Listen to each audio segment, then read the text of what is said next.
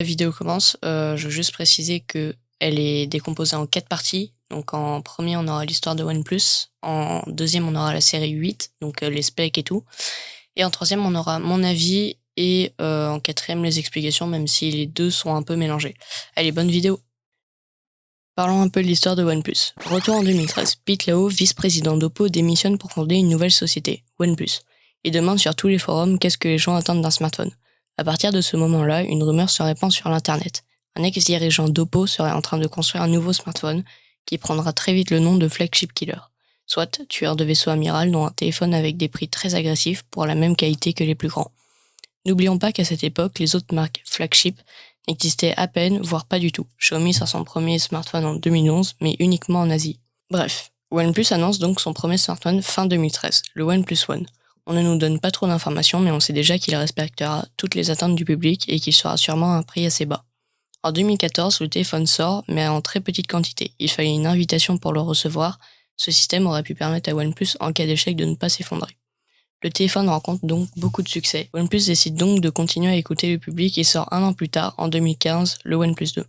Il dépasse de loin les performances qu'offraient Samsung et les autres constructeurs pour un prix égal ou plus élevé. OnePlus continue sur sa lancée. Quelques mois après le OnePlus 2, ils sortent le OnePlus X, puis le OnePlus 3, puis le OnePlus 3D. Ouais, bon, bref, vous avez compris. OnePlus commence à se faire connaître. Ils deviennent l'espoir d'une marque à l'écoute de sa communauté, faisant de très bons smartphones à des prix imbattables. En 2017, le OnePlus 5 arrive, puis le 5T, puis le 6, puis le 6T en octobre 2018, et c'est ainsi que les choses se gâtent. OnePlus devient ultra connu et s'impose comme un des plus grands constructeurs de smartphones. Et il commence à prendre la grosse tête. Le 14 mai 2019, il lance les OnePlus 7 et 7 Pro, téléphone que j'ai d'ailleurs acheté. Comme d'habitude, ils sont excellents mais les prix montent. Le OnePlus 7 est à 560 € pour sa plus petite version et le OnePlus 7 Pro est à 709. Le public commence à craindre que OnePlus fasse comme les autres et arrive avec des téléphones à plus de 1000 €. Mais cette crainte est comblée par leur innovation. Le 7 Pro est un des premiers téléphones à embarquer une caméra pop-up, mouvement qui sera ensuite suivi par Xiaomi, Asus et Oppo. Donc si vous suivez les annonces des fabricants, vous n'êtes pas sans savoir qu'hier s'est déroulée l'annonce de la série 8 de OnePlus, une keynote dont j'ai d'ailleurs pas mal été déçu, on va pas se mentir. Au début de la présentation, ils présentent le OnePlus 8 Pro. D'après eux, c'est le produit le plus abouti par OnePlus. Il y a une phrase qui m'a fait tilter, donc c'est un moment, il dit « Vous avez l'impression de tenir une œuvre d'art ». Donc ça m'a immédiatement fait penser à Apple, qui soigne très bien leurs produits, mais qui utilise ce prétexte pour élever le prix. Il montre ensuite les specs de l'écran, dont je dois dire c'était quand même pas mal. Donc on est bien sur un des meilleurs, voire le meilleur écran de smartphone du moment. Je vous mets la fiche ici si ça vous intéresse. Ensuite sont annoncés l'appareil photo, lui aussi une vraie bête. Donc il est équipé de 4 capteurs, un capteur 48 mégapixels, un ultra grand angle de 48 mégapixels aussi. Donc alors l'ultra grand angle, il a été fait en collab avec Sony. Donc à mon avis, ça rajoute du prix dedans. Donc un capteur téléphoto zoomant jusqu'à 3 fois sans perte de qualité, un capteur dédié aux couleurs. Le présentateur glisse ensuite l'information que le téléphone serait certifié IP68. Encore une info qui m'a fait tilter. Donc, aucun OnePlus auparavant n'avait reçu de certification, bien que les produits étaient bien résistants à l'eau et à la poussière. Donc, côté performance, clairement, il n'a rien à envier aux autres.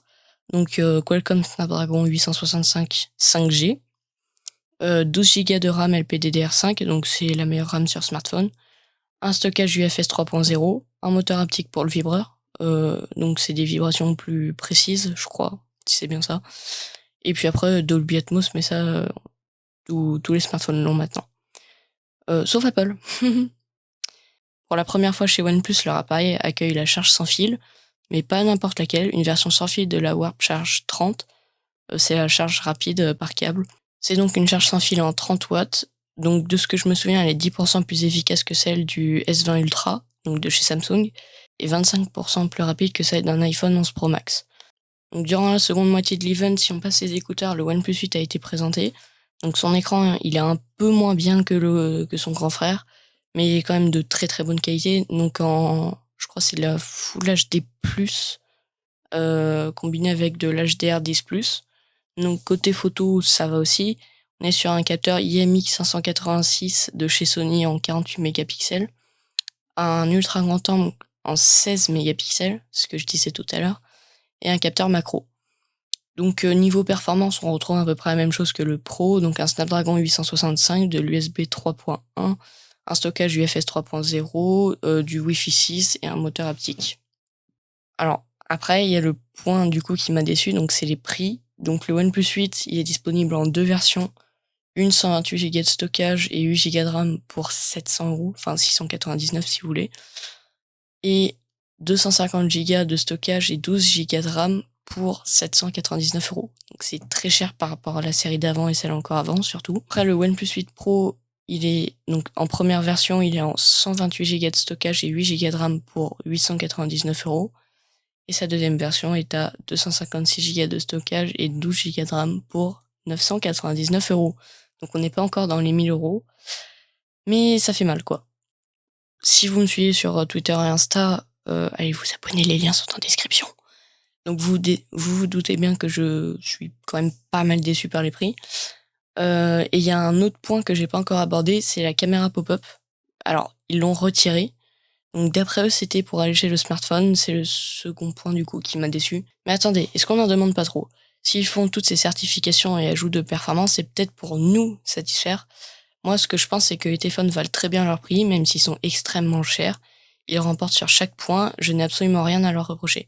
Par contre, si on les compare à un Galaxy S20 Ultra ou un iPhone 11 Pro Max, le OnePlus Pro n'a rien à leur envier. Il les égale, voire les dépasse sur chaque point, alors qu'il est 300 € moins cher. Si OnePlus a des prix élevés, c'est juste que les prix des téléphones ont grimpé en flèche, et donc un flagship killer en 2020 tournera aux alentours des 800 € si on veut des performances égales. Si on veut des téléphones moins chers, donc aux alentours de 500 € on va dire, pour rester dans de la bonne qualité, je pense qu'on pourra se tourner vers le OnePlus 8 Lite, qui a été leak et qui sortira sûrement dans quelques mois, ou vers la série des A chez Samsung, A50, A70, A80, A10 il me semble, ils ont sorti, ou A21, je me souviens plus du nom. Après, faut pas oublier les autres. Donc, on a Oppo qui propose de très bons smartphones, mais quand même un peu plus cher, avec une caméra pop-up qui est budget. Mais il y a aussi Realme qui arrive en Europe avec un rapport qualité-prix très agressif. Donc voilà, j'ai fait le tour du sujet. Alors, c'est la première fois que je fais une vidéo avec un texte, donc c'est pas encore ultra fluide, mais ça va. Je vais essayer de m'améliorer. Donc pour en voir plus, je vous propose d'aller voir la review de Frandroid. Donc je vous mets le lien en description si ça vous plaît. Et n'oubliez pas de vous abonner, le like et commenter surtout.